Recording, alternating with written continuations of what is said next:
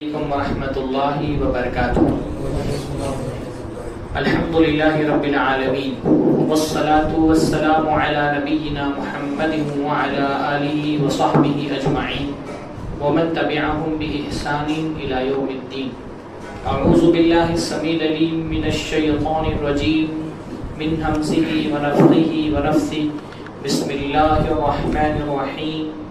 محمد رسول اللہ والذین معه اشداء علی الکفار رحماء بینہم تراہم رکعا سجدا یبتغون فضلا من اللہ ورضوانا سیماہم فی وجوہہم من اثر السجود ذلک مثلہم فی التوراۃ ومثلہم فی الانجیل کزرع اخرج شطأہ فآذرہ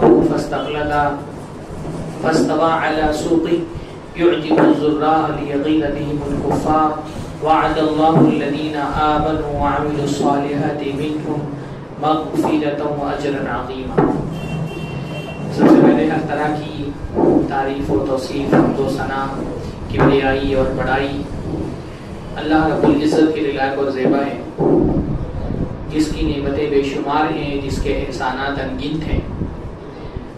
اللہ تعالیٰ کی نعمتوں میں سے ایک نعمت ہے کہ اللہ تعالیٰ نے یہاں ہم کو جمع کیا، دین کے حوالے سے یہ مجلس منعقد کی گئی ہے۔ اللہ رب العالمین کا احسان ہے کہ اللہ تعالیٰ مجھے یہ سعادت عطا فرما رہا ہے کہ دین کی کچھ باتیں میں آپ لوگوں کے حضور میں رکھوں۔ اللہ تعالیٰ اس مجلس کو ہمارے لیے علم میں اضافے کا، ایمان میں زیادتی کا اور کردار میں اصلاح کا ذریعہ بنائے۔ اللہ کا بہت بڑا احسان ہے کہ اللہ تعالیٰ نے ہم کو مسلمان بنایا ہے، اسلام کی دولت سے ہم کو نوازا، کیونکہ اسلام واحد دین ہے جس کے ذریعے سے بندہ دنیا میں کامیاب ہو سکتا ہے اور آخرت میں اس کے لیے نجات ہوگی۔ جنت جانے کا صرف ایک دروازہ ہے اور اس دروازے کا نام اسلام ہے۔ جو اس دروازے میں دنیا میں داخل نہیں ہوا، آخرت میں اس کے لیے جنت کے دروازے بند ہیں۔ اس دنیا میں پیدا ہونے والے آخری انسان تک کے لیے اللہ تعالیٰ نے یہ واجب کر دیا ہے کہ اگر وہ آخرت میں اللہ کو خوش کرنا چاہتا ہے، اس کی جنت چاہتا ہے، تو دنیا میں اس کو اسلام کو بطور دین اپنانا پڑے گا۔ تو کیونکہ یہ جو دین اللہ کے نبی صلی اللہ علیہ وسلم پر مکمل ہوا، یہ دین قیامت تک آنے والے ہر انسان کی نجات کے لیے ایک لازمی شرط ہے۔ تو یہ بھی ضروری ہے کہ قیامت تک آنے والے ہر انسان کے لیے یہ دین محفوظ بھی ہے، کیونکہ اس دنیا میں پیدا ہونے والے آخری انسان کے لیے بھی یہ ضروری ہے کہ اگر وہ جنت جانا چاہتا ہے تو وہ اسلام کو اپنا دین بنائے۔ تو یہ بھی ضروری ہے کہ قیامت تک کے یہ دین اپنی اصلی شکل میں محفوظ رہے۔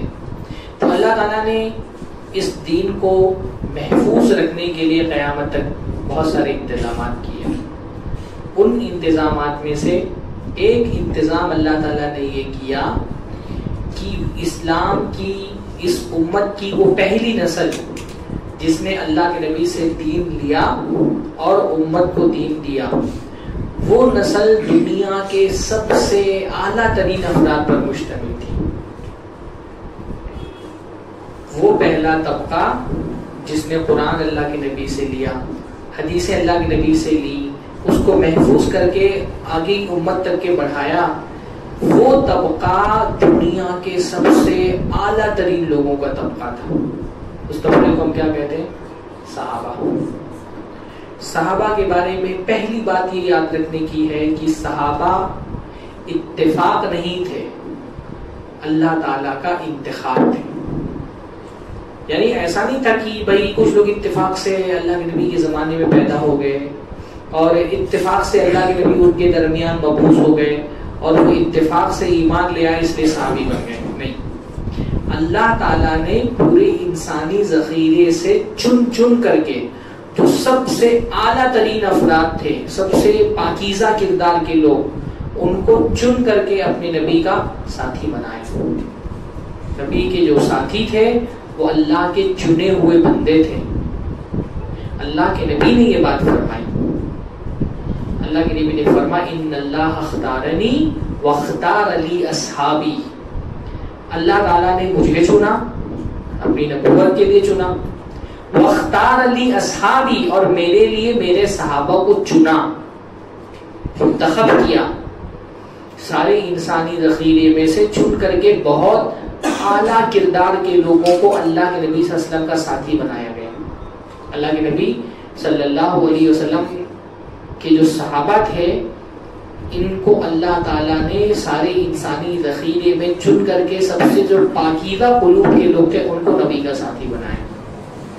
حضرت عبداللہ ابن عباس اور عبداللہ ابن مسعود فرماتے ہیں کہ اللہ تعالیٰ نے بندوں کے دلوں میں دیکھا جو سب سے اعلیٰ ترین دل تھا، اس کو نبی بنا کر کے دنیا میں بھیج دیا۔ ثم نظر فی قلوب العباد بعد قلب محمد، اللہ کے نبی صلی اللہ علیہ وسلم کے دل کے بعد جب سارے دلوں کو دیکھا تو سب سے پاکیزہ دل اللہ کے نبی کے ساتھیوں کے تھے۔ فجعلهم وزراء نبیہ، تو ان کو اپنے نبی کا ساتھی بنا دیا۔ یقاتلون علی دینہ، جو اللہ تعالیٰ کے دین کے لیے قتال ہے۔ تو اللہ کے نبی کی یہ صحابہ کیونکہ اس دین کے سب سے پہلے محافظ ہیں، اللہ کے نبی صلی اللہ علیہ وسلم کے ساتھی ہیں، اللہ کے نبی صلی اللہ علیہ وسلم کے پیچھے چلنے والے ہیں، اس دین کا جھنڈا بلند کرنے والے ہیں، اس دین کو اللہ کے نبی سے لے کر کے امت تک پہنچانے والے لوگ ہیں۔ اس لیے اللہ تعالیٰ نے یہ کام کسی معمولی قسم کے لوگوں سے نہیں لیا، غیر معمولی اعلیٰ ترین کردار کے لوگوں کو نبی کا ساتھی بنایا، کیونکہ جو دین کو محفوظ کرنے کا سب سے پہلا مرحلہ تھا وہ بھائی یہ جو صحابہ ہیں یہ دین کے پہلے راوی ہیں۔ راوی کے مطلب سمجھتے ہیں آپ لوگ نا؟ ہاں، جو دین ہمارے پاس جو دین ہے یہ دین کہاں سے آیا ہے؟ اللہ کے نبی سے روایت ہوتے ہوئے آیا ہے نا؟ اس روایت کو، دین کو روایت کرنے والا جو سب سے پہلا طبقہ ہے وہ کون ہے؟ وہ صحابہ کا طبقہ ہے۔ یہ جو قرآن آج ہم پڑھتے ہیں ہمارے ہاتھوں میں موجود ہے، یہ قرآن نازل تو اللہ کے نبی پر ہوا، پر اس کو جمع کس نے کیا؟ صحابہ نے، حضرت ابوبکر نے، حضرت عمر کے مشورے پر، ہے نا؟ حضرت عثمان کے زمانے میں کچھ مصاحف میں اختلاف تھا، حضرت عثمان نے تمام مصاحف ختم کر کے ایک مصحف پر پوری امت کو جمع کر دیا۔ اس لیے جو قرآن ہم پڑھتے ہیں نا اس کو کیا کہا جاتا ہے؟ اس کو مصحف عثمانی کہا جاتا ہے۔ ہاں، حضرت عثمان کا منتخب کیا ہوا مصحف۔ یہ سارا قرآن ہم کو صحابہ سے ملا، اس لیے جن کو صحابہ پر اعتبار نہیں ہے ان کے لیے قرآن بھی معتبر نہیں ہے۔ آپ سمجھ رہے ہیں نا؟ جن کو، کیونکہ اس قرآن کا اعتبار صحابہ کے اعتبار پہ ٹکا ہوا ہے، یہ قرآن ہم کو صحابہ کے ذریعے سے ملا ہے، تو جو صحابہ کو معتبر نہیں مانتے وہ اس قرآن کو بھی معتبر نہیں مانتے، ہے نا؟ ہمارے یہاں جو روافض ہیں، شیعہ ہیں، وہ گرچہ بظاہر سنیوں کے سامنے یہ بول دیں کہ ہم بھی یہ قرآن مانتے ہیں جو آپ لوگ پڑھتے ہیں، لیکن حقیقت یہ ہے کہ متواتر بغیر کسی اختلاف کے سینکڑوں کی تعداد میں ان کی کتابوں میں وہ حدیثیں موجود ہیں جس سے یہ ثابت ہوتا ہے کہ یہ قرآن اصلی قرآن نہیں ہے۔ اصلی قرآن حضرت علی نے مدون کیا تھا اور اس کے بعد انہوں نے اپنے بچوں کو دیا، پھر ان کی نسلوں کے اماموں میں ہوتا ہوا ان کے حساب سے جب 12واں امام ان کا نکلے گا تو اصلی قرآن لے کر کے آئے گا۔ ظاہر سی بات ہے بھائی، وہ اس قرآن کو کیسے مان سکتے ہیں؟ اس قرآن کو ماننے کا مطلب ان صحابہ کو پہلے مانو جنہوں نے یہ قرآن روایت کیا ہے، تو جو اس کو روایت کرنے والے، اس کو محفوظ کرنے والے صحابہ ہیں، جب وہی ان کے یہاں معتبر نہیں تو یہ قرآن کیسے معتبر ہوگا؟ پر ہم تو مانتے ہیں نا الحمدللہ، ہاں، اس قرآن کو روایت کرنے والے صحابہ ہیں۔ ہم جب بھی کوئی اللہ کے نبی کی حدیث پڑھتے ہیں، چاہے اس حدیث کا تعلق عقیدے سے ہو، عبادت سے ہو، معاملات سے ہو، اخلاق سے ہو، نبی کی حدیث آنے سے پہلے کس کا نام آتا ہے؟ کسی نہ کسی صحابی کا، ہے نا؟ ان ابی ہریرہ رضی اللہ تعالی عنہ، حضرت ابو ہریرہ سے روایت ہے۔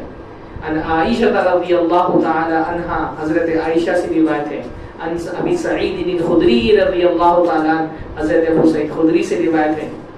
ان عمر بن الخطاب، حضرت ہے نا، نبی کا نام آنے سے پہلے حدیث میں کس کا نام آتا ہے؟ صحابہ کا نام۔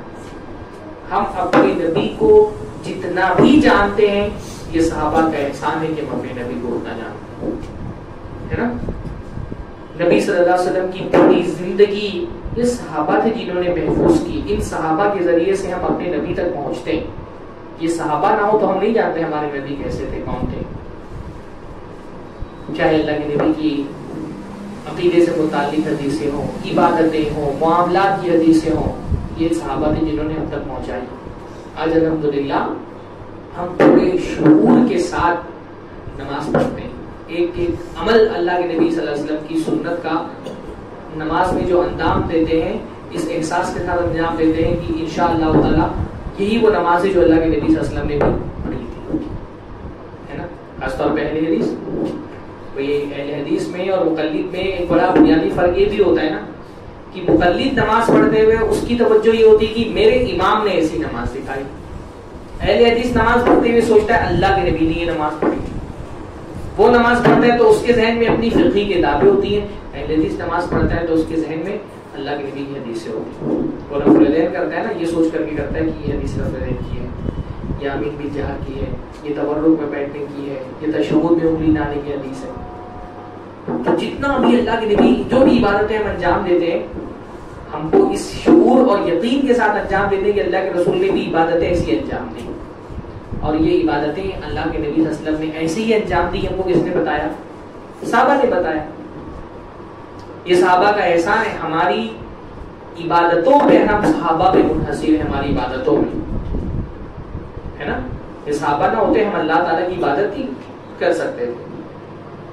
روزے, حج, زکات, اللہ کے نبی کی پوری سیرت جتنی بھی ہم جانتے ہیں کس کی وجہ سے جانتے ہیں؟ انہی صحابہ کی وجہ سے جانتے ہیں. اللہ کے نبی کی ایک ایک حرکت, ایک ایک عمل کو صحابہ نے اتنی دقت اور اتنی باریکی سے محفوظ کیا اور امت تک پہنچایا کہ آپ حدیث کی کتابیں پڑھیں آپ بتا چکو. یعنی کبھی اللہ کے نبی نے ہاتھ اٹھایا دعا کرنے کے لیے تو صحابہ نے صرف اتنا نہیں روایت کیا کہ اللہ کے نبی نے ہاتھ اٹھایا, ہاتھ اٹھانے کی کیفیت بھی بیان کر دی. فرفع یدیہ حتی یری بیاض ابطیہ, اللہ کے نبی نے ایسا ہاتھ اٹھایا کہ اللہ کے نبی کی بغل کی سفیدی دکھنے لگی. اللہ کے نبی کبھی مسکرائے تو صرف یہ نہیں بتایا کہ اللہ کے نبی ہنسے, اللہ کے نبی کی ہنسنے کی کیفیت بھی بیان کر دی. فضحک النبی صلی اللہ علیہ وسلم حتی بدت نواجذہ, اللہ کے نبی ایسا ہنسے کہ اللہ کے نبی کی داڑھیں دکھنے لگی. اللہ کے نبی بال ایسے بناتے تھے, اللہ کے نبی داڑھی میں ایسے کنگھی کرتے تھے, اللہ کے نبی موچھ یوں کاٹتے تھے, اللہ کے نبی کپڑے کیسے پہنتے تھے, اللہ کے نبی صلی اللہ علیہ وسلم مسواک کیسے کرتے تھے. ہاں, یعنی ایک صحابی نے کہا مسواک کرتے ہوئے اللہ کے نبی کے منہ سے جو آواز نکلتی تھی وہ بھی روایت ہے. ہاں, فرمایا کہ اللہ کے نبی مسواک کرتے تھے تو اللہ کے نبی کی مسواک کرتے ہوئے اللہ کے نبی کے منہ سے آواز آتی تھی آ آ. مسواک کرتے ہوئے آواز کیسے نکلتی تھی یہ بھی روایت کرتی. ہاں, اللہ کے نبی سوتے تھے تو خراٹے کی آواز آتی تھی تو وہ بھی بتا دیا کہ اللہ کے نبی کے سوتے وقت خراٹے کی آواز آتی تھی. اللہ کے نبی صلی اللہ علیہ وسلم سے متعلق چیزیں, مطلب اللہ کے نبی کی جوتیوں کے بارے میں آپ کو 10-15 حدیثیں مل جائیں گی. جوتیاں کیسے پہنتے تھے اللہ کے نبی, آپ کو حدیث کی کتابوں میں باقاعدہ باب ملے گا, باب نعل النبی صلی اللہ علیہ وسلم, اللہ کے نبی صلی اللہ علیہ وسلم کی جوتیوں کے بارے میں باب کہ نبی صلی اللہ علیہ وسلم کی جوتیاں کیسی تھیں. پوری میں نے 2 علماء نے مستقل کتابیں لکھی ہیں, ان کتابوں کا عنوان ہے اللہ کے نبی کی جوتیاں, کہ نبی صلی اللہ علیہ وسلم کی جوتیاں کیسے ہیں. آج ہم الحمدللہ اپنے نبی کو نہیں, اپنی نبی کی جوتیاں بھی جانتے ہیں کیسے تھی, ہمارے نبی جوتی کیسے ہیں. صحیح مسلم کی روایت ہے کان نعل النبی صلی اللہ علیہ وسلم لہو قبالان, اللہ کے نبی کی جوتیوں کی 2 فیتے تھے, ایک فیتا یہاں ہوتا تھا, ایک فیتا یہاں ہوتا تھا, وہ فیتا لے کر کے اللہ کے نبی پیچھے کی طرف باندھتے تھے. ایک حدیث میں آتا ہے کہ اللہ کے نبی صلی اللہ علیہ وسلم کی جوتیاں سبتیہ تھیں. سبتیہ کا مطلب ہوتا ہے کہ اس کو چمڑے سے بنا کر کے ایک دم اچھے سے صاف کر دیا گیا تھا, اس میں بالوں کے آثار نہیں رہ گئے تھے. ایک روایت میں آتا ہے اللہ کے نبی صلی اللہ علیہ وسلم کی جوتیاں گائے کی چمڑی سے بنی تھی. ایک حدیث میں آتا ہے اللہ کے نبی صلی اللہ علیہ وسلم کی جوتیاں محترہ تھیں. محترہ کا مطلب ہوتا ہے آگے سے چوڑی تھی, پیچھے سے چوڑی تھی اور بیچ سے پتلی تھی. آگے سے 7 انگلی کے برابر چوڑی تھی, پیچھے سے 6 انگلی کے برابر چوڑی تھی اور بیچ میں 5 انگلیوں کے برابر پتلی تھی. اللہ کے نبی صلی اللہ علیہ وسلم کی جوتیوں کی 2 تہیں تھیں, 2 تہوں کی جوتیاں تھیں. اللہ کے نبی کی جوتیاں معقبہ تھیں. معقبہ کا مطلب پیچھے سے تھوڑا سا اٹھان تھا تاکہ ایڑیوں کو سپورٹ مل سکے. اتنا تفصیل ہم اللہ کے نبی کی جوتیوں کے بارے میں بھی جانتے ہیں الحمدللہ. کس نے بتایا ہم کو؟ صحابہ نے بتایا.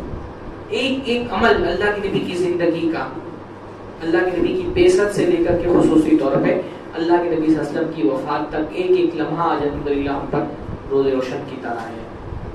جتنا بھی ہم اپنے نبی کو جانتے ہیں یہ صحابہ کا احسان ہے ہم پر. یہ صحابہ امت اور نبی کے درمیان کا پل ہے.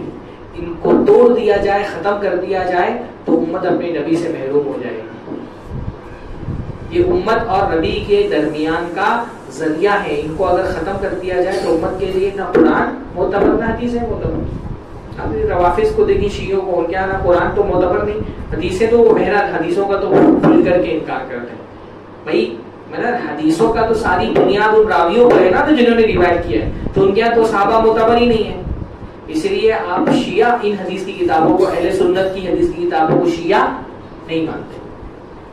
ان کی حدیث کی کتابیں الگ ہیں، کافی وغیرہ اور دوسرے ان کی حدیث کی کتابیں الگ ہیں. اور ان کے یہاں جو حدیث کی کتابیں ہیں اس میں مشکل سے 10% اللہ کے نبی کی حدیث ہے. کیونکہ بھئی جب آپ صحابہ پر ہی اعتبار نہیں کریں گے تو حدیث کہاں سے لائیں گے؟ حدیث بیان کرنے والا سب سے پہلا شخص تو صحابی ہے نا. تو ان کے یہاں 90% آپ شیعہ کتابوں کو اٹھا کے اس میں 90% آپ کو روایتیں ملیں گی ان کے ائمہ کی. ان کو 12 اماموں میں سے کسی نہ کسی امام کی روایتیں ملیں گی. آپ کو اللہ کے نبی کی حدیث بہت کم ملے گی ان کی کتابوں میں. تو یہ صحابہ وہ لوگ تھے جن کے اعتبار پر دین کا اعتبار ٹکا تھا، جن کی ثقافت پر دین کی ثقافت ٹکی تھی. وہ معتبر ہیں تو دین معتبر ہے. اس لیے اللہ تعالیٰ نے چن کر کے بہت ہی اعلیٰ ترین لوگوں کو اپنے نبی کا ساتھی بنایا اور پھر ان کی ثقافت پر، ان کے اعتبار پر، ان کی عظمت پر، ان کی ایمان پر قرآن و سنت کی مہر لگا دی، تاکہ آنے والی کوئی بھی نسل صحابہ کرام کی ایمانداری پر، ان کی عدالت پر، ان کے اعتبار پر انگلی نہ اٹھا سکے. قرآن مجید میں ان کی عدالت کا، ان کے اعتبار کا، ان کی عظمت کا بیان اللہ تعالیٰ نے کیا. اللہ کے نبی صلی اللہ علیہ وسلم نے ان کے ایمان کی گواہی دی. یہ صحابہ، نہیں صحابہ مطلب صحابہ کی عظمت تو بہت بڑا موضوع ہے. میں اگر صحابہ کی عظمت پر کوئی قرآن کی آیت آپ کے سامنے نہیں رکھتا، اللہ کے نبی کوئی حدیث نہیں سناتا ہوں، کچھ نہیں آپ کو پتا صحابہ کے بارے میں، قرآن میں کیا بیان ہوا ہے، حدیثوں میں کیا بیان ہوا ہے. اگر صرف اتنی ہی بات سمجھ لی جائے کہ بھائی صحابہ وہ لوگ تھے جن کے استاذ پیارے نبی محمد رسول اللہ صلی اللہ علیہ وسلم. ایک نقطہ ان کی عظمت کو سمجھنے کے لیے کافی. ہاں آپ کو کوئی قرآن کی آیت نہیں پتا، آپ کو اللہ کے نبی کی حدیثیں نہیں پتا، پر اتنا پتا ہے کہ صحابہ کون لوگ تھے؟ جنہوں نے اللہ کے نبی صلی اللہ علیہ وسلم کی درسگاہ سے علم لیا، قرآن اللہ کے نبی سے سیکھا، عقیدہ اللہ کے نبی سے سیکھا، ان کی تربیت اللہ کے نبی نے کی، ان کا تزکیہ اللہ کے نبی نے کیا. اللہ کے نبی صلی اللہ علیہ وسلم نے اپنے ہاتھوں میں ان کا ہاتھ دیا، انہوں نے اللہ کے نبی کے ہاتھ پر بیعت کی، اللہ کے نبی صلی اللہ علیہ وسلم کو اپنے سینے سے لگایا، اللہ کے نبی صلی اللہ علیہ وسلم کی جنگوں میں اللہ کے نبی صلی اللہ علیہ وسلم کا دفاع کیا. اگر صرف اتنی بات سمجھ لی جائے کہ صحابہ اللہ کے نبی کے شاگردوں کو کہتے ہیں، اتنی بات صحابہ کی عظمت کو سمجھنے کے لیے کافی ہے. کیونکہ بھائی شاگرد کی عظمت تو استاد کی عظمت سے طے ہوتی ہے نا. شاگرد کتنا عظیم ہے یہ کس سے طے ہوتا ہے کہ استاد کتنا عظیم ہے؟ ہر دور میں یہی ہوتا ہے.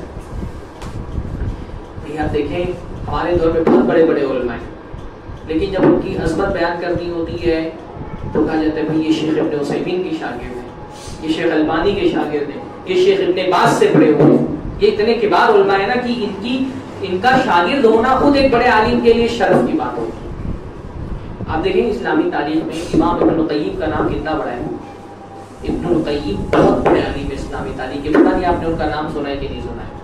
امام ابن القیم رحمہ اللہ اسلامی تاریخ کے وہ عالم ہیں جن کو شیخ الاسلام کہا گیا. شیخ الاسلام ایسا لقب ہے جو چند ہی لوگوں کو اسلامی تاریخ میں ملا ہے.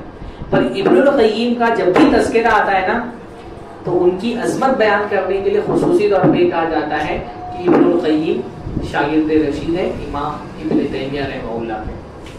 ابن تیمیہ کا نام اسلامی تاریخ میں اتنا بلند ہے نا کہ ان کا شاگرد ہونا بڑے بڑے علماء کے لیے شرف کی بات ہے. ابن حجر، امام ذہبی، ہاں امام ابن کثیر، یہ سارے اپنے آپ میں خود بہت بڑے بڑے امام ہیں، لیکن ان سب کی عظمت کس سے طے ہوتی ہے کہ بھائی یہ ابن تیمیہ کی شاگرد ہیں، انہوں نے ابن تیمیہ سے علم حاصل کیا۔ تو آپ سوچیں کہ اللہ کے نبی صلی اللہ علیہ وسلم کی شاگردوں کی عظمت کے لیے یہ بات کافی نہیں ہے کہ اللہ کے نبی صلی اللہ علیہ وسلم سے انہوں نے قرآن پڑھا، سیکھا، عقیدہ سیکھا، اللہ کے نبی نے ان کی تربیت کی۔ دنیا کی، بھائی ہم دنیا میں رہتے ہیں، کسی بڑی درسگاہ سے اگر کوئی عالم فارغ ہوتا ہے تو اس کی عظمت ہو جاتی ہے کہ بھائی فلاں عالم ہے، وہ مدینہ سے پڑھا ہے، اس نے جامعۃ الازہر سے علم حاصل کیا ہے، وہ جامعۃ الامام سے پڑھا ہوا ہے نا۔ کوئی مدنی عالم ہوتا ہے تو اس کا مقام ہماری نظروں میں بڑھ جاتا ہے کہ دنیا کی سب سے عظیم یونیورسٹی، دینی یونیورسٹی سے علم حاصل کر کے آئے۔ دنیاوی علوم میں بھی آپ دیکھیں کہ وہ کسی کے بارے میں ہم سن لیتے ہیں کہ بھئی یہ آکسفورڈ سے پڑھا ہوا ہے، اس نے ہارورڈ سے ڈگری حاصل کی ہے، ہم سوچتے ہیں اتنے بڑے ادارے کا پڑھا ہوا آدمی۔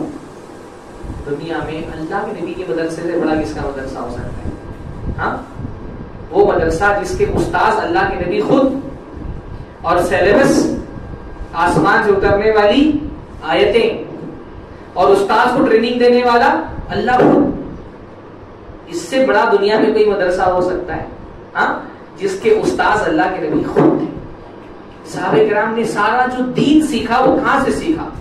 صحابی کہتے ہیں ہم نے ایمان اللہ کے رسول سے سیکھا، تعلمنا الایمان، ہم نے ایمان یعنی عقیدہ اللہ کے رسول سے سیکھا۔ ثم تعلمنا القرآن، پھر ہم نے قرآن بھی اللہ کے نبی سے سیکھا۔ پہلے عقیدہ پھر قرآن، اللہ کے نبی نے پہلے صحابہ کو عقیدہ سکھایا پھر قرآن پڑھایا۔ فازددنا ایمانا، تو جب ہم نے ایمان سیکھنے کے بعد قرآن سیکھا تو قرآن پڑھنے سے ہمارا ایمان اور بڑھ گیا۔ یہ صحابہ تھے، یہ 10 آیتیں صحابہ کرام لے کر کے اللہ کے نبی کے حضور میں حاضر ہوتے، وہ 10 آیتیں پڑھتے، اس میں جو ایمان و عمل کی باتیں ہوتی وہ سیکھتے، پھر 10 آیتیں، پھر 10 آیتیں، اس طرح سے اللہ کے نبی صلی اللہ علیہ وسلم سے پورا قرآن سنا، سیکھا، پڑھا اللہ۔ بلکہ یہ صحابہ تو وہ لوگ تھے یعنی ان کے مسائل میں قرآن مجید نازل ہوتا تھا، ہے نا۔ جب ہم کہتے ہیں قرآن مجید کا شان نزول، تو شان نزول کیا ہوتا ہے؟ کسی صحابی کے ساتھ کوئی حادثہ پیش آ گیا، کوئی واقعہ پیش آ گیا، کوئی مسئلہ ہو گیا، ان کے مسئلے کو حل کرنے کے لیے آسمان سے آیتیں نازل ہوتی تھی۔ کون اس مقام کو پہنچ پائے گا؟ آج کے زمانے میں بہت سارے گمراہ لوگ بولتے ہیں بھائی وہ بھی تو انسان تھے، بھائی وہ انسان تھے لیکن عام انسان نہیں تھے۔ بعد میں آنے والی کون سی امت کی نسل ہے جس کو یہ شرف ملے گا کہ اس کے سلسلے میں قرآن مجید نازل ہو؟ ہاں، اس کے ساتھ پیش آنے والے کسی معاملے میں قرآن مجید نازل ہو جائے۔ حضرت عبداللہ ابن ام مکتوم اللہ کے نبی صلی اللہ علیہ وسلم کے پاس گئے، اللہ کے نبی صلی اللہ علیہ وسلم کسی قریش کے سردار کو خود سمجھا رہے ہیں۔ عبداللہ ابن ام مکتوم نے نابینا ہے، انہیں سوال کر لیا۔ اللہ کے نبی کو لگا کہ نابینا ہے، اپنے لوگوں میں سے ہیں، ان کو بعد میں جواب دے لیں گے، ابھی قریش کے بڑے سردار سے بات ہو رہی ہے، اس کا اسلام قبول کر لینا زیادہ ہی ہے، کیونکہ اسلام قبول کر لے گا تو اس کے پیچھے قبیلہ اس کے پورا مسلمان ہو جائے گا۔ تو اللہ کے نبی نے ذرا سا اگنور کر دیا، استاد سے تھوڑی سی چوپ ہو گئی، آسمان سے آیتیں نازل ہو گئی۔ عبس وتولی ان جاءہ الاعمی وما یدریک لعلہ یزکا، اللہ کے نبی نے چہرہ پھیر لیا، منہ موڑ لیا، کیونکہ ایک اندھا آدمی ان سے سوال کرنے کے لیے آیا تھا۔ اللہ کے نبی آپ کو کیا پتا، وہ آپ سے دل کا علم لے کر کے اپنی اصلاح کرتا اور اپنے آپ کو پاک کرتا، جو آپ کے پاس چل کر کے آ رہا ہے آپ اس سے منہ موڑ لیں، اور جو سننا نہیں چاہتا اس کے پیچھے بھاگ لیں۔ تاکید کی گئی۔ ہاں، قرآن کی آیتوں، موبائل کا میرا دارا تجربہ بن رہا، اللہ کے نبی صلی اللہ علیہ وسلم کی، اللہ کے نبی کے صحابہ کے معاملات میں قرآن مجید نازل ہوتا تھا، کون ان کے برابر ہو پائے گا؟ یہ وہ نسل تھی امت کی جس کی دعاؤں کے جواب میں قرآن مجید نازل ہوتا تھا۔ ہاں، ایک عورت اللہ کے نبی کے پاس آئی، حضرت خولا، اللہ کے نبی سے کہا اللہ کے نبی میرے شوہر نے میرے ساتھ زہار کر لیا ہے۔ عربوں میں زہار کا مطلب ہوتا تھا طلاق، ایسی طلاق جس کے بعد رجوع کے سارے راستے بند ہو جاتے تھے، اور بھی کہہ دیتا تھا اپنی بیوی سے انت علیہ کظہری امی، تو میرے لیے میرے ماں کی پیٹ کی طرح ہے۔ جب یہ زبان سے نکال دیتا تو عورت اس پر ہمیشہ کے لیے حرام ہو جاتی تھی۔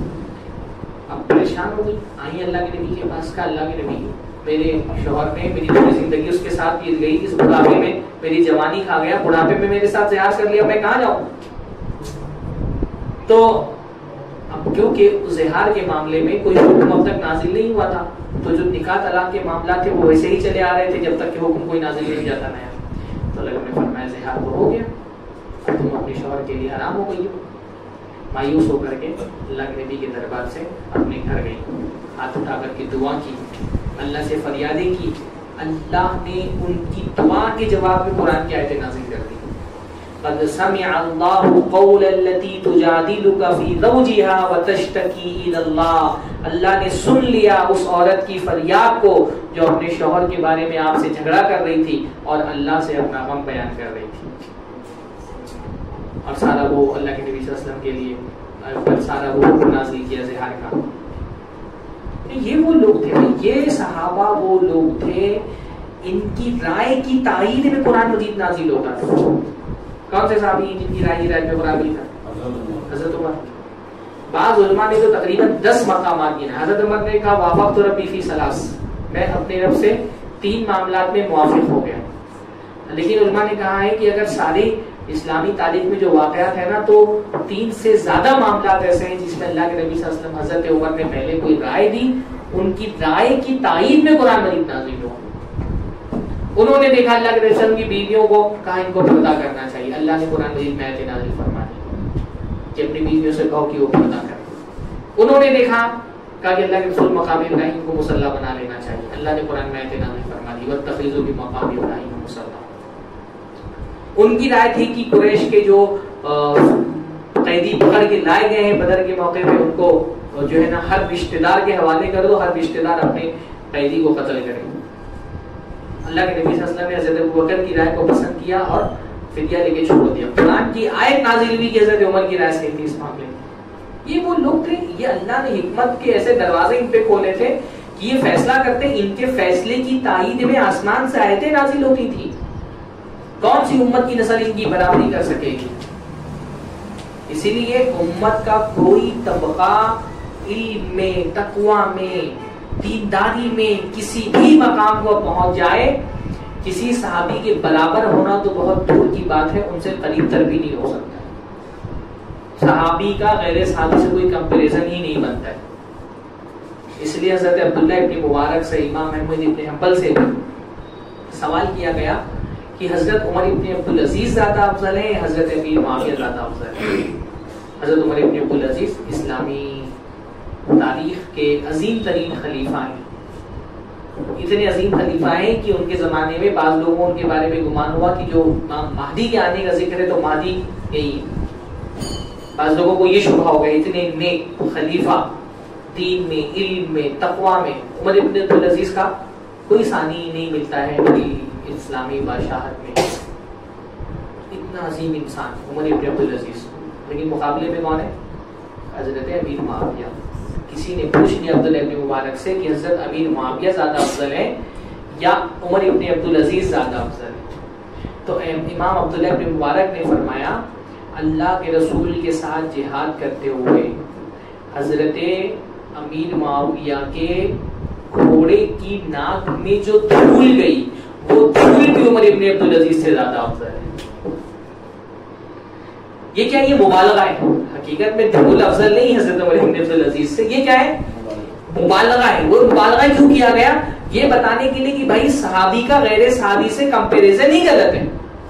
صحابی اور غیر صحابی کو کمپیئر, جیسے نبی اور غیر نبی کو کمپیئر کرنے کی کوئی اجازت ہی نہیں. نبی کوئی بھی غیر نبی, ایون حضرت ابوبکر اس امت کے سب سے افضل انسان ہے, پر کسی بھی نبی کے برابر نہیں بن سکتے. نبیوں کا جو مقام ہے وہ الگ ہی ہے.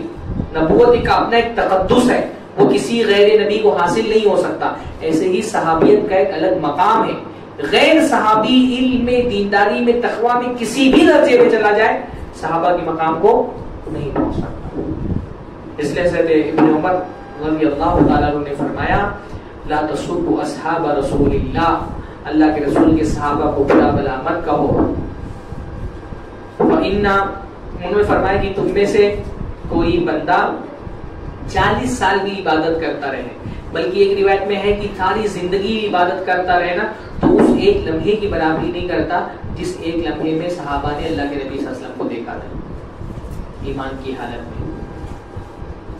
صحابہ جو ہیں وہ عبادت سے صحابی نہیں بنے تھے, صحابہ زیارت سے صحابی بنے تھے, ہے نا.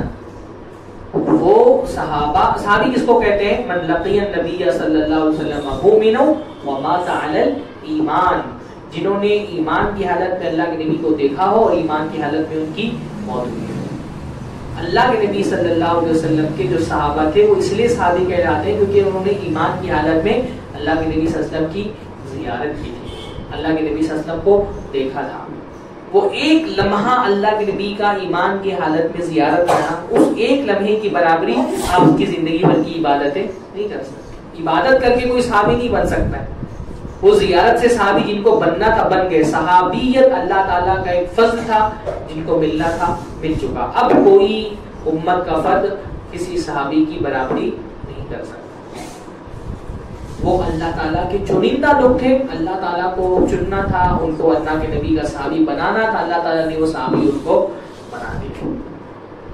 اب امت کا کوئی فرد ان کی برابری نہیں کر سکتا ہے.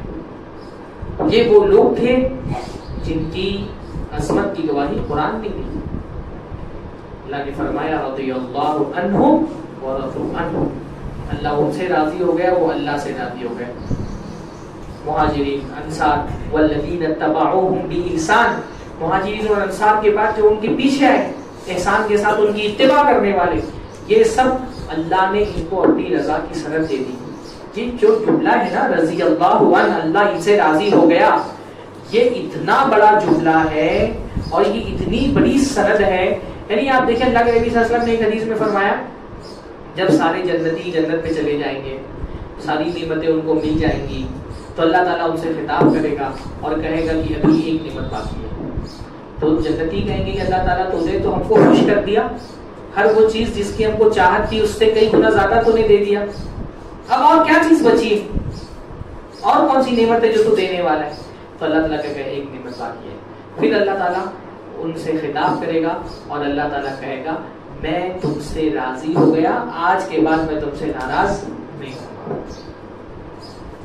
یہ سب سے بڑی نعمت ہوگی جنتیوں کو سب سے آخر میں ملے گی کہ اللہ ان سے خوش ہوگی. دنیا میں ہمارا مقصد کیا ہے کہ اللہ تعالیٰ کو خوش کرنا ہے. دنیا میں ہمارا سب سے بڑا ڈر کیا ہے؟ کوئی غلطی نہ ہو جائے جس سے اللہ تعالیٰ ناراض ہو جائے.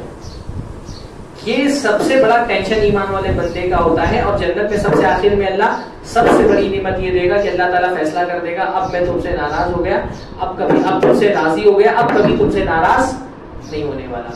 جنتیوں کو جو نعمت جنت میں سب سے آخر میں ملنے والی ہے, صحابہ کو دنیا میں ہی ملی.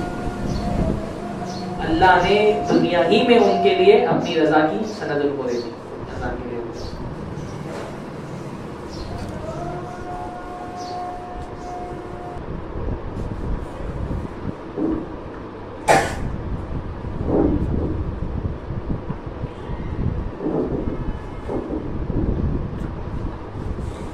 الحمدللہ والصلاۃ والسلام علی رسول اللہ. تو میں یہ کہہ رہا تھا کہ جنت میں جو سب سے بڑی نعمت جنتیوں کو سب سے آخر میں ملنے والی ہے وہ صحابہ کرام کو دنیا میں مل گئی. بھائی ہم وہ لوگ ہیں نا جو اپنے ایمان کی گواہی خود دیتے ہیں, ہے نا. ہم کہتے ہیں کہ بھائی ہم ایمان لے کر کے آئے. صحابہ وہ لوگ تھے جن کی ایمان کی گواہی اللہ نے دی. کتنی بڑی بات ہے کہ اللہ نے ان کے ایمان پر مہر لگا دی. اللہ نے فرمایا اولئک هم المؤمنون حقا, یہی لوگ حقیقت میں ایمان لانے والے لوگ ہیں. اللہ تعالیٰ نے ان کے بارے میں فرمایا کہ اللہ رب العالمین نے تمہارے لیے ایمان کو تمہارے دلوں کے اندر مزین کر دیا.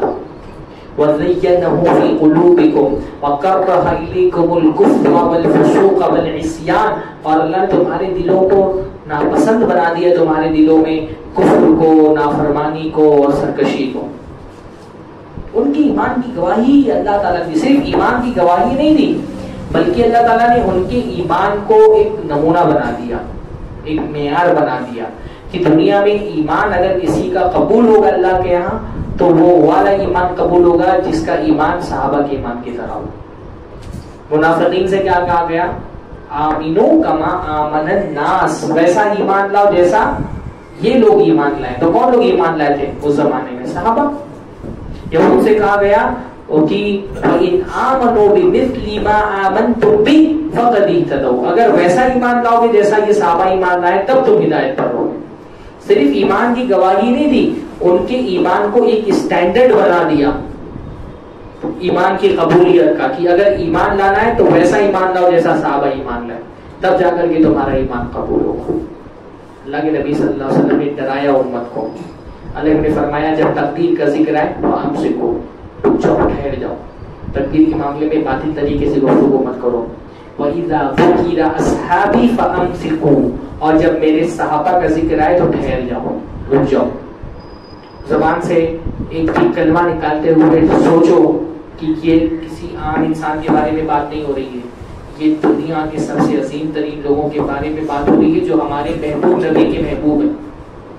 جو نبی کا، جس کے لیے نبی محبوب ہوگا اس کے لیے نبی کے ساتھی بھی محبوب ہوں گے. اللہ کے نبی صلی اللہ علیہ وسلم نے فرمایا تم میں سے کوئی آدمی سونے کے پہاڑ، احد پہاڑ کے برابر سونا خرچ کر دے، میرے صحابی نے اگر ایک جو اللہ کے راستے میں دیا ہے اس کی برابری نہیں کر سکتے. تو بھائی ہم نے صحابہ کو، آخری بات بولتا ہوں میں، ہم نے صحابہ کو قرآن کی آیتوں سے پہچانا ہے. ہم نے صحابہ کو اللہ کے نبی صلی اللہ علیہ وسلم کی ان حدیثوں سے پہچانا ہے. ہم نے صحابہ کو تاریخ سے نہیں پہچانا ہے نا. ہم نے اللہ کے نبی کی وفات کے بعد صحابہ کے اختلافات کیا تھے، کیا جنگیں ہوئی، ہم نے ان جنگوں سے، ان اختلافات سے، ان واقعات اور حادثات سے صحابہ کو نہیں پہچانا جو اللہ کے نبی کی وفات کے بعد پیش آئے. ہم نے اللہ کے نبی صلی اللہ علیہ وسلم کے صحابہ کو قرآن سے پہچانا ہے، حدیث سے پہچانا ہے. جب قرآن و حدیث نے کسی صحابی کی، بلکہ صحابہ کی، تمام صحابہ کی عظمت پر، ان کے ایمان پر، ان کی عدالت پر، ان کے اعتبار پر مہر لگا دی ہے، تو کیا فرق پہنچتا ہے کسی کو کہ نہیں ابھی تو قرآن و سنت کافی نہیں ہے، ابھی تو میں کیا ہو رہا ہے، اذان ہو رہی ہے، اچھا، کیونکہ ایک اذان کا جواب دے دینا کافی ہے. کسی علاقے میں اگر ایک سے زائد مسجدوں سے اذان کی آواز آ رہی ہو تو ہر اذان کا جواب دینے کی ضرورت نہیں، بلکہ ایک اذان کا جواب دے دینا کافی ہے. جیسے ایک آدمی کو بار بار چھینک آ رہی ہو تو ہر مرتبہ اس کو یرحمک اللہ بولنا ضروری نہیں ہے، ایک مرتبہ اس کو جواب دے دو کافی ہے. تو ہم نے صحابہ کو قرآن و سنت سے پہچانا ہے. جب قرآن و سنت نے صحابہ کے ایمان پر، ان کے اعتبار پر، ان کی ثقافت پر مہر لگا دی تو کیا میرے لیے جائز ہے کہ میں بولوں کہ نہیں ابھی تو میں جاؤں گا تاریخ کی کتابیں اٹھاؤں گا، جمل میں کیا ہوا، صفین میں کیا ہوا، خلافت کے کیا مسائل ہوئے، کیا صحابہ میں اختلافات ہوئے، سارا تاریخ پڑھ کے اور اس کے بعد تجزیہ کر کے پھر میں کسی نتیجے پہ پہنچوں گا اور کوئی رائے دوں گا. اس لیے یہ آخری جملہ جو میں بول رہا ہوں آپ کو کہ صحابہ پر رائے نہیں ایمان. صحابہ کے بارے میں ہم کوئی رائے نہیں رکھتے کہ ہم نے سارے واقعات کو انالائز کر کے اور ایک کوئی تجزیہ کر کے کوئی ایک رائے پر ہم پہنچے. صحابہ کی عدالت پر ہم ایمان رکھتے ہیں. صحابہ کوئی تاریخی شخصیتیں نہیں ہیں کہ آپ جا کے تاریخ پڑھ کر کے ان کے بارے میں کوئی فیصلہ کریں. ان کے بارے میں صحابہ قرآنی شخصیت ہے. ان کے بارے میں جو فیصلہ ہونا تھا وہ اللہ تعالیٰ نے آسمان سے کر دیا. اور جب اللہ تعالیٰ نے ایک طبقے کے دل کو جانچ کر کے، یعنی ایسے اللہ تعالیٰ نے ان کو نہیں کہا کہ وہ ایمان والے، اللہ رب العالمین فرمایا تھا اولئک الذین امتحن اللہ قلوبهم للتقوی، یہ وہ لوگ ہیں جن کے دل کو اللہ تعالیٰ نے آزمایا ہے تقوی کے لیے. اللہ نے ان کو جانچ کر کے، ان کا ظاہر باطن دیکھ کر کے ان کے بارے میں فیصلہ کر دیا کہ یہ ایمان والے لوگ. اللہ کا فیصلہ جب آ گیا تو پھر کیا مجھے الگ سے کوئی رائے رکھنے کے اختیار ہے؟ نہیں، بات ختم. یہ جو ہمارے یہاں بعض نوجوان ان کی سن کر کے، ان کی فیس بک پہ فلاں عالم کی سن لی تو جو ہے یوٹیوب پہ فلاں انجینئر کی سنی اور اس کے حساب سے پھر وہ تحقیق میں لگے ہوئے، ہاں اس کو تحقیق کا نام دیتے ہیں. نہیں، صحابہ کرام انسان. صحابہ کے بارے میں ہم یہ نہیں کہتے کہ صحابہ جو ہے وہ معصوم تھے. جیسے شیعہ اپنے امام کے بارے میں کہتے ہیں کہ ہمارے امام معصوم ہیں، ان سے کوئی گناہ نہیں ہو سکتا. صحابہ معصوم نہیں تھے، وہ انسان تھے. ان سے غلطیاں سرزد ہو سکتی تھی، بلکہ ان سے غلطیاں سرزد ہوئی، ان سے گناہ بھی ہو سکتا ہے. صحابہ سے صغیرہ گناہ بھی ہو سکتے تھے اور کبیرہ گناہ بھی ہو سکتے تھے، بلکہ ہوئے. بعض صحابہ سے کبیرہ گناہ بھی ہوئے، لیکن ان کی نیکیاں اتنی بڑی ہیں کہ ہم کو انشاءاللہ تعالیٰ پوری امید ہے کہ بعض صحابہ سے اگر گناہ ہو بھی ہے تو ان کی نیکیوں کے پہاڑ کے نیچے ان کے گناہوں کی ذرات دفن ہوں گے، ہے نا. بھائی دیکھو آج کل میں دیکھ رہا ہوں کہ یوٹیوب پہ بیٹھے ہوئے بعض فتنہ پرور کیا کرتے ہیں، ایک ان کا سارا مشن کیا ہے، چن چن کر کے اللہ کے نبی صلی اللہ علیہ وسلم کی کسی صحابی کی غلطی ڈھونڈ کے لانا. دیکھو یہ صحابی سے غلطی ہو گئی، یہ صحابی سے غلطی ہو گئی. کچھ معاملات میں وہ صحیح بھی ہوتے ہیں، ہم تو مانتے ہیں کہ صحابہ کرام سے غلطی ہوئی، بعض صحابہ کرام سے گناہ بھی سرزد ہوئے، لیکن آپ انصاف کے ساتھ بتائیں دنیا کی کون سی شخصیت ہے جس کے ساری نیکیاں اچھائیاں آپ بیان نہ کریں اور اس کی 4 غلطیاں بیان کر دیں تو اس کے بارے میں کوئی اچھا تاثر بنے گا. خود آپ اپنے بارے میں بتائیں، آپ کے اندر اللہ تعالیٰ نے بہت ساری خوبیاں رکھی ہیں، کچھ خامیاں بھی رکھی ہوں گی. اگر کوئی آپ کے ساتھ ایسا سلوک کرے کہ آپ کی خوبیاں تو بیان نہ کریں، 2-4 غلطیاں ہی آپ کی لوگوں کے سامنے پھیلاتا رہے، تو آپ کیا بولیں گے؟ یہ انصاف کا تقاضا نہیں. میری غلطی پہلی تو بیان نہیں کرنی چاہیے، لیکن اگر میری غلطی کہیں بیان کر رہے ہو تو میرے اندر پائے جانے والے کمالات بھی بیان کرو، ہے نا. انصاف تو یہی ہے نا. کچھ فتنہ پرور صحابہ کرام کی شبیہ کو داغدار کرنے کے لیے، ان کی امیج خراب کرنے کے لیے کیا کر رہے ہیں؟ صرف ان کی غلطیاں ڈھونڈ کر کے لا کے بیان کر رہے ہیں. ہاں، اس سے جو تاثر بنتا ہے صحابہ کے بارے میں وہ برا بنتا ہے. اور صحابہ کے بارے میں تاثر خراب کرنا، ان کی امیج خراب کرنا، کیا یہ دین کی کوئی خدمت ہے؟ ہاں، آپ امت میں صحابہ کرام کے بارے میں امت کا نظریہ بگاڑ دیں، اس سے دین کا فائدہ ہوگا یا نقصان ہوگا؟ صحابہ کے ساتھ ظلم ہے وہ اپنی جگہ پر، یہ دین کا بھی نقصان ہے.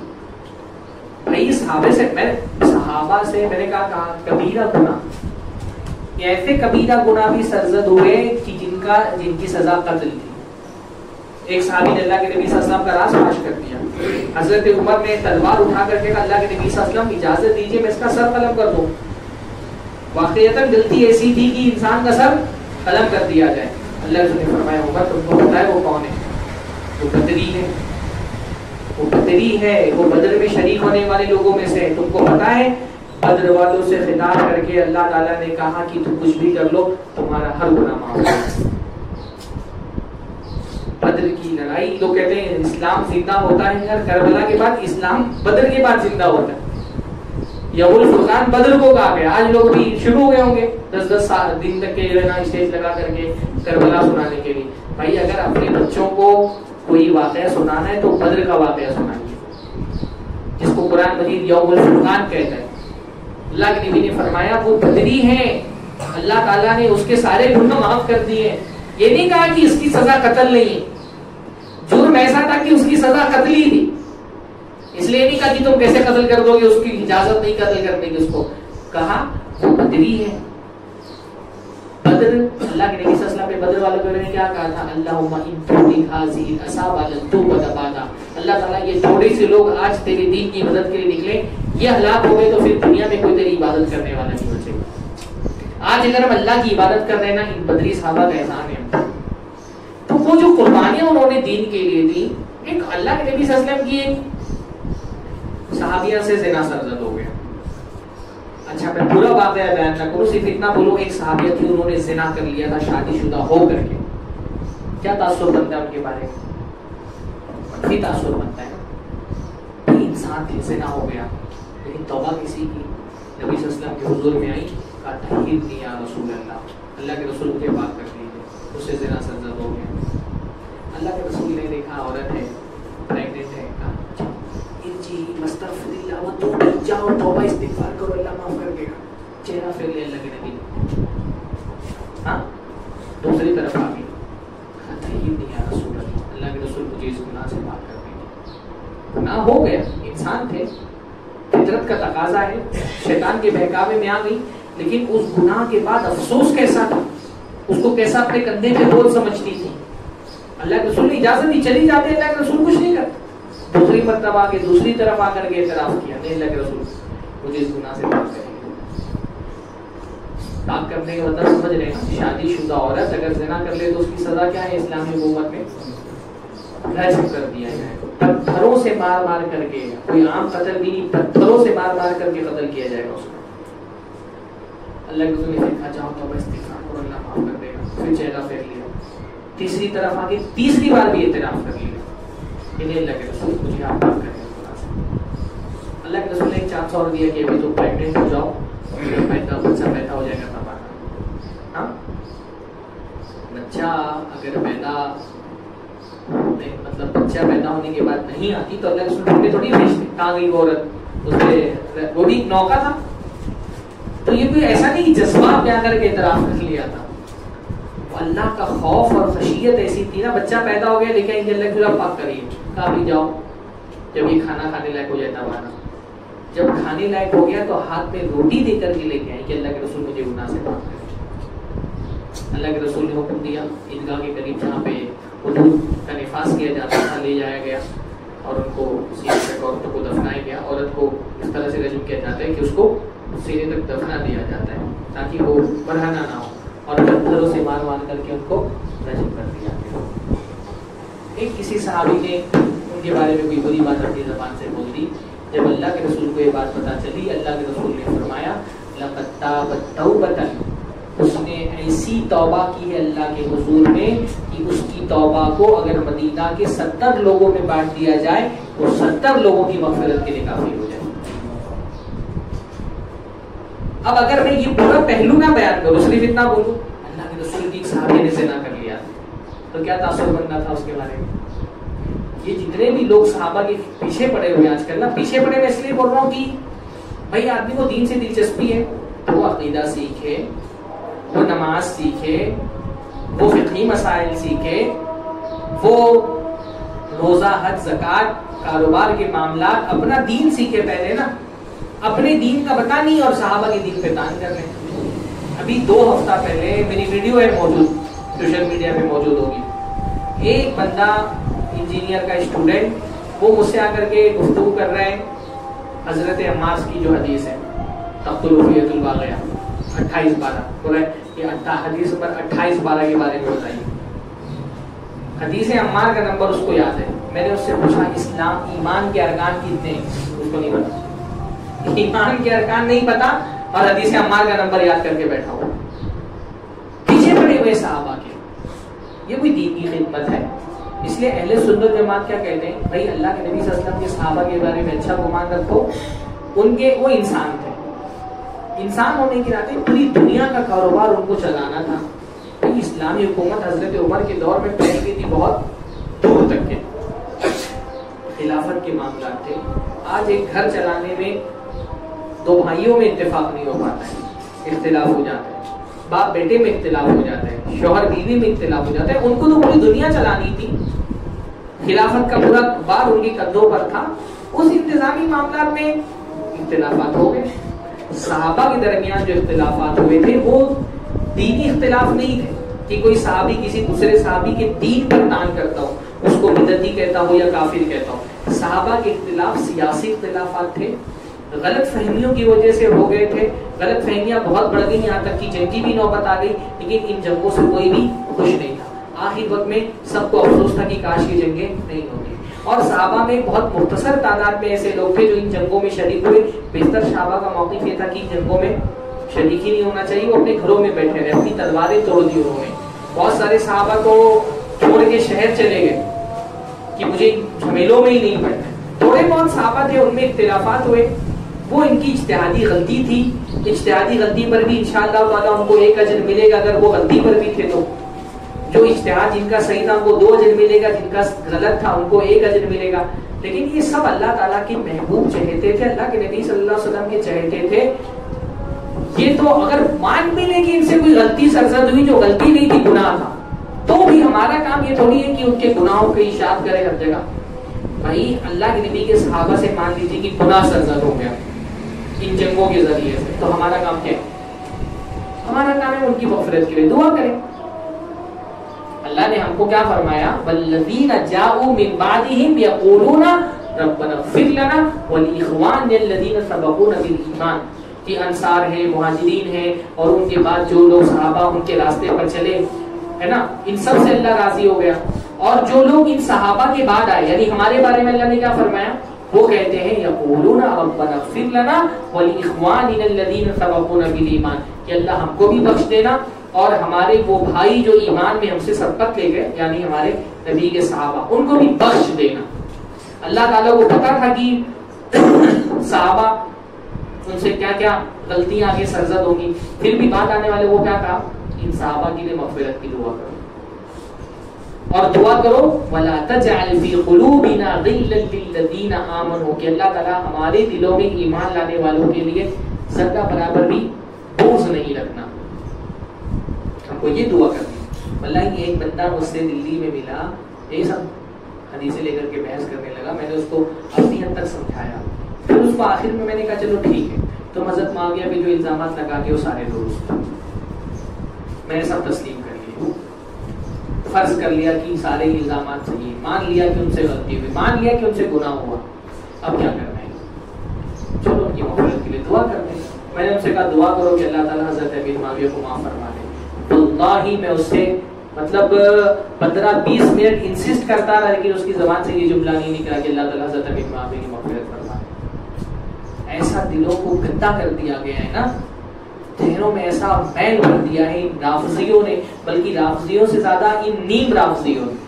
شیعہ تو ہیں اپنی جگہ پر خبیث، جو اہل سنت میں جو رافضیوں سے متاثر ہے، انہوں نے دلوں کو ایسا گندا کر دیا ہے نا کہ ایک آدمی صحابہ کرام کی مغفرت کے لیے دعا تک کرنے کو تیار نہیں. یہ ایسا فتنہ پھیلا کر کے لوگوں میں. اس لیے بھائی عام اہل سنت کے عوام کے بارے میں ہمارے علماء نے کیا کہا؟ اہل سنت کا عقیدہ ہے الکف والامساک عما شجر بین اصحاب. یہ صحابہ کرام میں جو اختلافات ہیں اس کے بارے میں چھوڑو. اللہ تعالیٰ تم سے نہیں پوچھے، اللہ تم سے تمہارے عقیدے کے بارے میں، تمہاری نماز روزے حج زکات کے بارے میں سوال کرے گا، اس کا ہی حاصل کرو.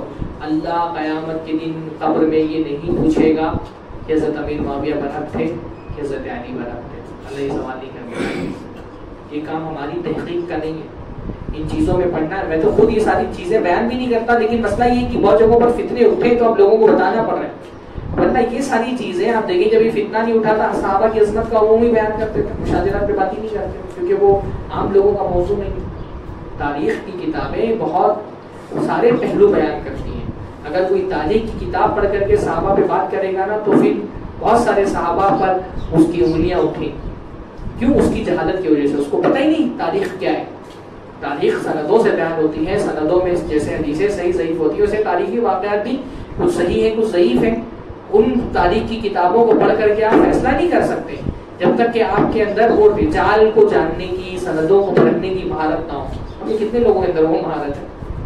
ہاں، ایسے لوگوں کو میں دیکھتا ہوں جن کو بھی استنجا بھی کرنا صحیح سے نہیں آتا ہے، واللہ ابھی غسل کا آداب بھی نہیں آتا ہے، اور وہ تاریخی کتابیں پڑھ کر کے صحابہ پر تنقید کر رہے ہوتے ہیں. اللہ تعالیٰ آپ کو اس گمراہی سے محفوظ رکھے.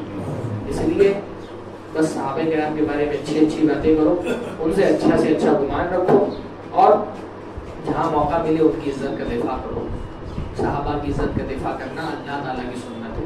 اللہ تعالیٰ نے صحابہ کی عزت کا دفاع کیا. جب منافقین نے صحابہ کو کہا کہ یہ بے وقوف ہو گئے، اللہ نے کہا آمنو کما آمن الناس، ویسا ایمان لاؤ جیسا صحابہ ایمان لائے. تو منافقوں نے کہا انؤمن کما آمن السفہاء، کیا ہم ان بے وقوفوں کی طرح ایمان لے کر کے آئے؟ تو اللہ نے کیا فرمایا؟ الا انہم هم السفہاء، یہ میرے نبی کے صحابہ بے وقوف نہیں ہیں، یہ میرے نبی کے صحابہ کو بے وقوف کہنے والے منافقین بے وقوف ہیں. کسی نے نبی کے صحابہ کے خلاف زبان تان دراز کی تو صحابہ کی طرف سے اللہ نے اس کا جواب دیا، قرآن میں جواب دیا. تو صحابہ کا دفاع کرنا اللہ تعالیٰ کی سنت ہے. اللہ تعالیٰ ہم کو بھی یہ توفیق عطا فرمائے کہ اللہ کے نبی صلی اللہ علیہ وسلم کے صحابہ کی محبت اللہ تعالیٰ ہمارے دلوں میں ڈال دے، ان کی عزتوں کے دفاع کی اللہ تعالیٰ ہم کو توفیق عطا فرمائے.